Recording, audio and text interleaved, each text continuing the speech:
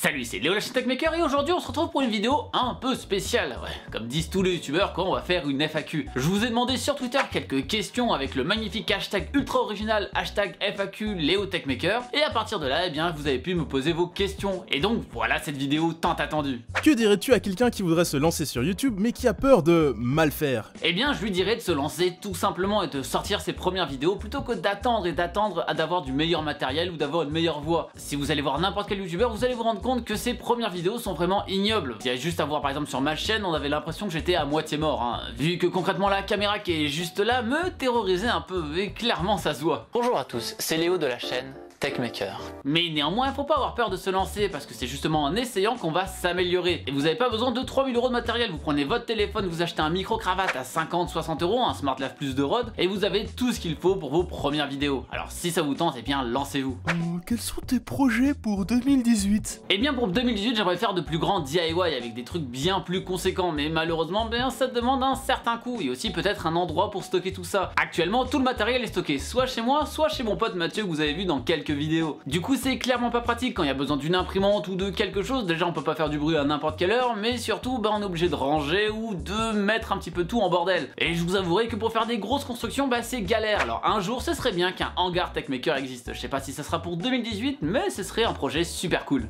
Est-ce que tu as déjà fait de la programmation de jeux vidéo? Alors quand j'étais un peu plus jeune, j'ai essayé de faire quelques jeux vidéo, surtout avec le moteur Unity. J'avais notamment fait un runner procédural, vous savez, le petit jeu où il faut sauter lorsqu'il y a des obstacles et les obstacles sont générés de manière aléatoire. Mais à part ça, pas grand chose. J'aimerais peut-être essayer de refaire un jeu, encore une fois avec une équipe. Ça pourrait donner un truc assez cool et peut-être avec vos idées et peut-être des trucs par rapport à YouTube, bah pourquoi pas. Léo, veux-tu refaire un test de la GPD Win 2 et veux-tu faire un comparatif de la GPD Win 2 avec la Switch comme tu as fait pour la première GPD Win? Alors l'histoire de la GPD Win 2 pour ceux qui n'ont pas suivi, c'est ce petit PC que j'ai testé dans une des dernières vidéos. J'ai essayé de recoller la touche Power comme j'ai pu, mais à part ça, bah c'est toujours un écran noir avec du coup des composants dedans, mais rien de plus. D'ailleurs si vous n'avez pas vu la vidéo sur ce PC, je vous invite à cliquer sur la fiche juste là. Mais oui, c'est clair que ce serait une vidéo super intéressante que j'essaie de la réparer, alors je vais essayer de faire ça dans les semaines ou mois qui suivent et peut-être ressusciter la GPD Win 2 pour pouvoir faire un vrai test de la console, ou du PC, bref, vous avez compris. Alors, t'as déjà vendu la casquette volée de Lopok? Quelle casquette? C'est plutôt Harry Potter, Le Seigneur des Anneaux ou Star Wars? Est-ce que tu penses sortir une chaîne gaming un jour? Ah, la fameuse question de pop culture qui divise tout le monde, eh bien ça sera Star Wars. Vous imaginez bien que moi, l'espace, la technologie, peut-être ok, un peu de magie, ça m'intéresse un peu plus que 100% de magie quoi, comme dans Harry Potter. Et pour ce qui est de la chaîne de gaming, eh bien en fait elle existe déjà, enfin à peu près. J'ai une autre chaîne qui s'appelle Léo Livemaker, je vous la mets en fiche juste là. Sur cette chaîne en fait je mets les rediffusions de mes live Twitch lorsque j'en fais et lorsqu'il y a des gros let's play. Par exemple j'avais fait Hat in Time où j'avais bien fait Lisa. Mais de manière plus concrète en fait quand je fais du gaming je fais des lives sur Twitch. D'ailleurs en ce moment je joue beaucoup à Fortnite, un petit jeu indé, je sais pas si vous connaissez. Alors si ça vous intéresse de voir des petits moments comme celui-là, Friedrich Nietzsche.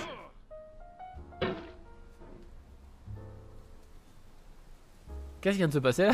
bah écoutez, suivez-moi là-bas et on fera des magnifiques lives tous ensemble. L'objet le plus high-tech que tu aimerais le plus savoir? Clairement l'objet high-tech que j'aimerais le plus avoir ce serait une Tesla automatique, les fameuses voitures d'Elon Musk. Alors oui ça fait un peu fanboy d'Elon Musk, j'ai déjà acheté un lance-flamme, d'ailleurs on va en reparler un petit peu plus tard, et maintenant je vais aussi acheter la voiture. Bon par contre la voiture là c'est pas l'histoire de 500 $, mais beaucoup plus, alors pour le coup ça reste un rêve. Mais pourquoi pas avoir un jour une vraie Tesla, ce serait carrément le kiff. Est-ce que tu vas faire un PC en reprenant un modèle GameCube? Eh bien décidément c'est la console qu'on me demande le plus souvent de faire, du coup une console GameCube portable, un DIY en gros. Alors j'ai commencé à regarder à ce niveau là et je sais pas si ça vous intéresse tous. Du coup je vous ai mis un petit sondage juste là et dites-moi si une GameCube portable vous intéresserait en DIY. Ou sinon si vous préférez une autre console, eh bien écrivez-le en commentaire. Comme ça j'essaie un peu de voir ce qui vous intéresserait le plus tout simplement. Quel métier voulais-tu faire avant de faire du YouTube? Alors avant de faire YouTube j'aurais bien aimé être développeur de jeux vidéo, mais malheureusement en France et surtout en province, être développeur de jeux vidéo, bah ça craint, ça paie très peu et c'est déjà très compliqué de trouver une place. Du coup bah je me suis dit pourquoi pas me réorienter et pourquoi pas refaire du jeu vidéo plus tard,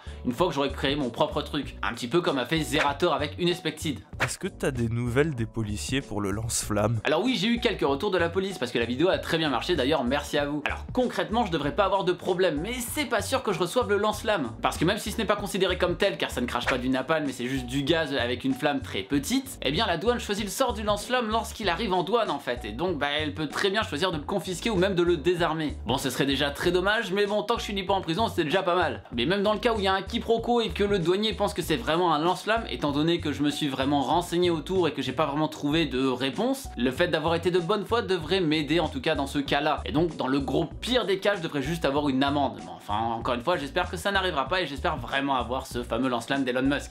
Tu vas utiliser ton nom lance-flamme en vidéo? Mais évidemment que je vais l'utiliser, je vais même ressortir mon drone, le DJI Mavic Pro, on va faire des plans et tout, ça va être trop cool. On va même brûler des trucs, bref, on va voir tout ce qu'on trouve et on va essayer de les brûler. Tu l'as reçu ton nom lance-flamme? Et donc non, j'ai pas encore reçu de lance-flamme parce que ce dernier va commencer à être envoyé dans le printemps. Et donc bah, pour le moment, il n'y en a aucun qui a été envoyé. Je pense pas être dans les premières salves, mais si je dis pas de bêtises, je l'ai commandé dans les 7000, 8000, donc ça devrait arriver assez vite. Avec les trashers, allez-vous faire des conventions en Franche-Comté ou en Alsace? Car depuis 2 ans, on commence à en avoir des sacrement bien. Alors Franche-Comté ou Alsace, je sais pas trop, mais oui, avec les trashers, on fait quand même pas mal de conventions. Actuellement, il y a 3 conventions que je peux vous confirmer où je vais être. Tout d'abord la Polymanga à Montreux, ensuite les Geek Days de Rouen et ensuite les Geek Days de Lille. Donc eh bien écoutez, si vous êtes dans une de ces villes et que vous avez envie de me rencontrer ou de rencontrer l'un des trashers, eh bien n'hésitez pas à le faire. À quel âge? Alors j'ai actuellement 23 ans, je suis né le 25 décembre 1994. Et je vais casser un mythe tout de suite, c'est pas parce qu'on est né le jour de Noël qu'on a 2 fois plus de cadeaux, c'est la grosse douille. Hein. Clairement, si vos parents ont fait ça, c'est pour vous payer moins de cadeaux à chaque anniversaire. Hein. Quel logiciel utilises-tu pour les vidéos et les lives? Alors je vous prépare une vidéo setup 2018 où je vais vous parler de tout ça, mais concrètement pour mes montages j'utilise Adobe Premiere Pro et pour stream bien j'utilise OBS. Comment tu vas l'appeler ton chat en peluche XD? Vous me parlez d'une casquette et maintenant d'un chat en peluche, je crois que vous vous trompez de personne. Hein. Pourquoi à chacun de tes vidéos tu me parles comme si je n'avais jamais vu un ordinateur et que tu fais réellement du putaclic? Eh bien en fait non, je te parle pas comme si c'était un abruti, mais en fait c'est plutôt que j'ai pas envie de léser des personnes qui n'auraient pas vu d'autres vidéos ou qui s'y connaissent pas assez en informatique. Le but de mes vidéos c'est qu'elles soient tout publiques et qu'elles donnent envie à n'importe qui de s'y intéresser et de pas créer un élitisme. C'est vraiment un truc que je trouve ignoble dans l'informatique et malheureusement ça existe souvent. Donc oui, peut-être que parfois je rappelle des choses qui peuvent paraître assez simples pour certains mais pas pour d'autres, donc je préfère clairement faire ça plutôt que de perdre plein de gens qui pourraient être intéressés par le projet de base mais qui trouvent ça trop compliqué. Pour ce qui est de la question du fameux putaclic, bah non en fait c'est plus des titres aguicheurs et de l'esthétique du clic. On va prendre comme exemple mes 3 dernières vidéos. Sur la dernière vidéo je montre mon PC gamer mort. Bah oui, c'est un PC gamer qui est mort, il marche plus. En général quand on dit qu'un PC est mort c'est qu'il marche plus, donc qu'est-ce qui est putaclic là-dedans? Encore une fois c'est aguicheur. Pour ce qui est de je transforme un PC en Mac, et bien en fait j'ai un PC que je transforme avec macOS, je fais un Hackintosh et donc encore une fois rien de putaclic, je mens pas sur le titre. Et enfin la fameuse vidéo qui est oulala méga putaclic, je vais aller en prison, bah en quoi elle est putaclic? Je parle d'un lance-flamme que j'ai acheté, un lance-flamme est considéré comme une arme de guerre en France et c'est passible d'une peine de prison. Concrètement j'ai acheté ça, c'est quelque chose qui peut peut-être arriver, donc c'est une question que je me pose. Qu'est-ce qui est putaclic là-dedans? C'est malheureusement une reproche que je vois sur beaucoup de vidéastes en fait, que ce soit moi ou même d'autres amis qui font des vidéos. Bien sûr on a envie que notre vidéo soit regardée le plus possible et donc on va mettre un titre qui donne envie de cliquer. Mais néanmoins il ne faut absolument pas confondre aguicheur et putaclic. Aguicheur c'est quelque chose qui donne envie mais qui est dans la vidéo. Putaclic c'est quelque chose en fait qui n'est pas du tout dans la vidéo. Par exemple si j'avais mis une meuf à gros seins sur la miniature et qu'à la fin bah en fait je parle juste de Raspberry Pi, là effectivement ce serait pas la même chose. Comptes-tu faire d'autres vidéos sur l'impression 3D? Bien sûr il y a plein de vidéos sur l'impression 3D qui arrivent. J'ai même une nouvelle imprimante 3D sur laquelle on peut mettre 2 bobines différentes, par exemple pour mettre 2 couleurs ou même pour utiliser un autre matériau qui peut être très intéressant, vous allez voir. Je pense en refaire pour la Nintendo Switch, mais pourquoi pas faire des impressions 3D de séries. Par exemple Rick et Morty, j'aimerais bien faire plein de trucs, par exemple le Portal Gun, Rick, Morty, enfin plein de trucs de ce style et du coup vous les présenter en vidéo. Actuellement j'ai cette série en tête, mais encore une fois dans les commentaires n'hésitez pas à m'en proposer d'autres pour faire des impressions 3D, je pense que ça peut être des vidéos très cool. Tu possèdes quoi comme appareil connecté chez toi? Alors j'ai déjà fait une vidéo là-dessus que je mets encore une fois en fiche, mais concrètement je crois que j'en possède une trentaine si je compte les ampoules et il y en a même certains que je viens d'acheter qui sont assez insolites. Je ferai une vidéo sur eux, mais croyez-moi qu'on a des objets connectés pour tout et n'importe quoi maintenant. Quand tu fais tes DIY pour ta chaîne, as-tu déjà connu l'échec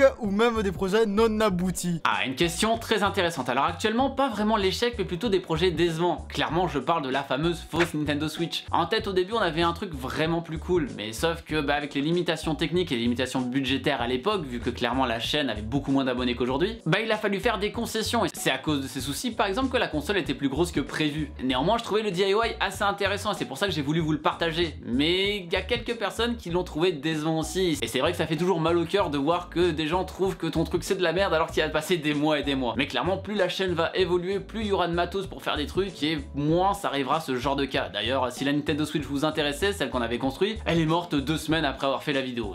Clairement, elle a pas duré très longtemps.